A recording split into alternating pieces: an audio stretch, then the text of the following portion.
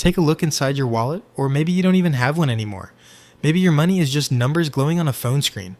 Either way, every time you buy a coffee, pay your rent, or tap a card against a machine, you're using one of the greatest inventions in human history. But here's the strange part. Nobody actually invented money. There wasn't a genius sitting in an ancient city who suddenly shouted, "I've got it! Let's make coins!" There wasn't a king who woke up one morning and decided the entire world should start paying for things with little pieces of metal.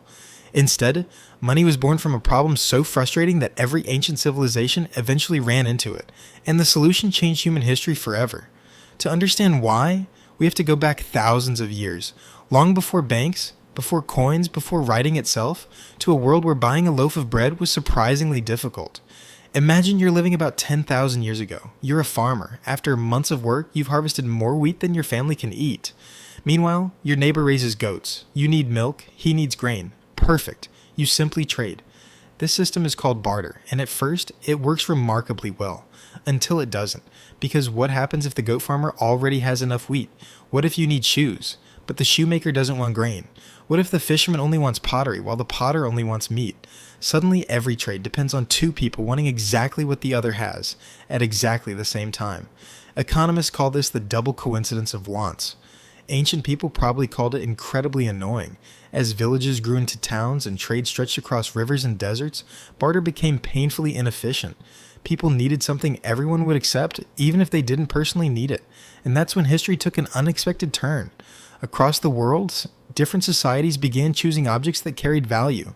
Not because they were magical, because people trusted them. Cowrie shells became money across Africa and Asia. Huge stone discs served as money on the Pacific island of Yap.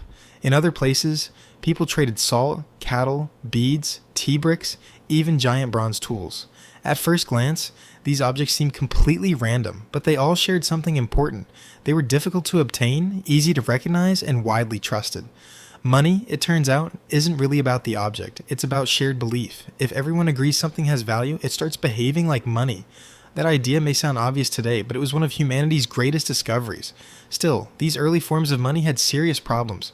Try carrying a giant stone wheel across town to buy dinner. Not exactly convenient. As trade networks expanded, merchants needed something smaller, stronger, and easier to divide. That solution appeared around 600 BC in the ancient kingdom of Lydia, located in what is now western Turkey. Instead of trading loose pieces of precious metal, the Lydians stamped standardized lumps of electrum, a naturally occurring mixture of gold and silver.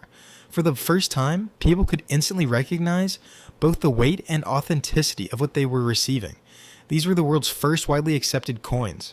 Notice something interesting. The Lydians didn't invent value. They standardized trust. That single improvement made trade dramatically faster. Soon, neighboring civilizations copied the idea. The Greeks refined coinage. The Persians spread it across their vast empire. The Romans eventually carried coins from Britain to North Africa. Money was becoming universal. But another problem quietly emerged. Metal is heavy. Transporting large fortunes meant transporting wagon loads of silver and gold. It was risky, expensive, and painfully slow. Then China found a different answer. During the Tang and Song dynasties, merchants began depositing heavy coins with trusted businesses and carrying paper receipts instead. Eventually, governments issued those receipts themselves. Paper money had arrived. Imagine handing someone a piece of paper and convincing them it was worth hundreds of metal coins. It sounds impossible, unless everyone trusts the promise behind it. Notice a pattern? Every major leap in the history of money wasn't about creating more gold. It was about creating more trust.